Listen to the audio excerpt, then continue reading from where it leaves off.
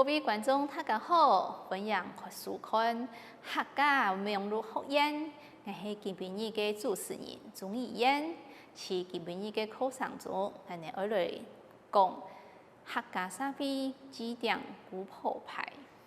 中初祭典发动地头摆多件，是客家人嘅生活中有过重要嘅地位，但係时代起嘅变。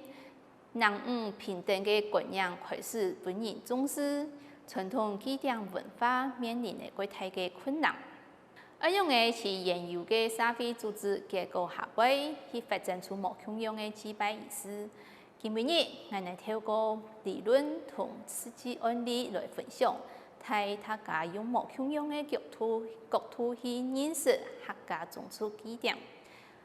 我哋對呢個議題會有更深入嘅了解。本課上會分做3個章節。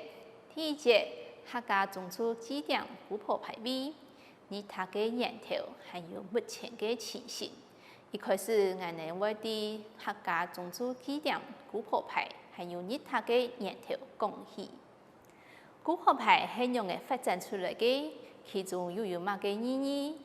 學習一個總結後，我哋會對古朴派有初步嘅認識，可以對提背思考伊個文化情況，還有伊個特殊性，還有我哋用嚟面對一個議題。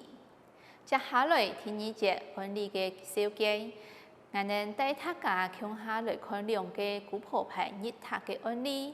一開始係協調個交通同戲嘅過程。有遇到乜嘅困難？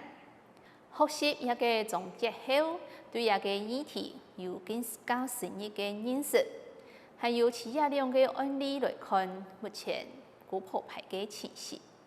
最後，我哋要來講客家中秋祭典未來嘅發展，俾我哋了解客家中秋對一個議題看到社會人平等同傳統文化應用嘅協調，準備好未嗎？本案嚟向下啲古朴派嘅源頭同目前嘅情形講起。